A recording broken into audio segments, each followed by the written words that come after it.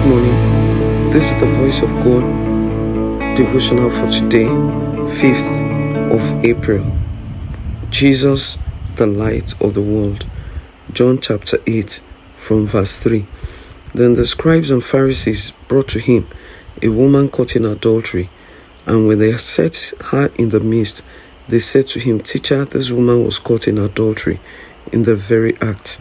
Now Moses in the law commanded us that such should be stoned. But what do you say? This they said, testing him, that they might have something of which to accuse him. But Jesus stooped down and wrote on the ground with his finger as though he did not hear. So when they continued asking him, he raised himself up and said to them, He who is without sin among you, let him throw a stone at her first. And again he stooped down and wrote on the ground.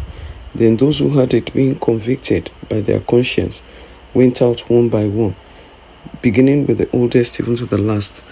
And Jesus was left alone, and the woman standing in the midst. When Jesus had raised himself up, he saw no one but the woman. He said to her, Woman, where are those accusers of yours? Has no one condemned you? He said, No one, Lord. And Jesus said to her, Neither do I condemn you. Go and sin no more.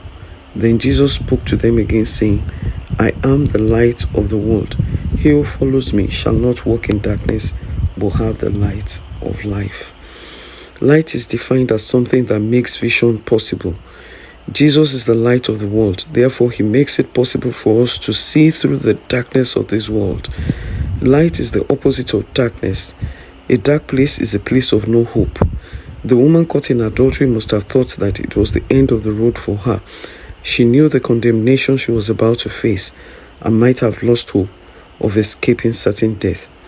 The biggest mistake her accusers made was to have brought her to Jesus, the light, out of the dark place of hopelessness. John 1:4 says life resides in him, and this life is the light of men. This light cannot be overcome by darkness. Perhaps if those men had paid attention to what Jesus said earlier in John 3:17, they wouldn't have brought the woman to him. Jesus came for our salvation, not condemnation. God did not send his Son into the world to condemn the world, but to save and redeem us from the curse. If anyone at the end of the day enters into condemnation, it would be because he chose darkness instead of light. John 8:12. The only way to stay out of darkness is by remaining in the light. Evil is synonymous with darkness, while goodness belongs to the light. When anyone follows the light, goodness and mercy will always follow that person. In the dark place, there is a loss of direction, since darkness is some sort of blindness. In the light, you can see the way you are going because your eyes are enlightened. There is no glory in darkness, but the light leads to glory.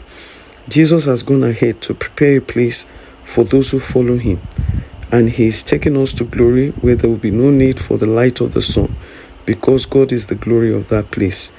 God is the one who has shone in our hearts so that we can have the knowledge of his glory and be transformed into that same glory as we continue to follow Jesus. You can find this in 2 Corinthians chapter 4 verse 6 and 2 Corinthians chapter 3 verse 18. God bless you.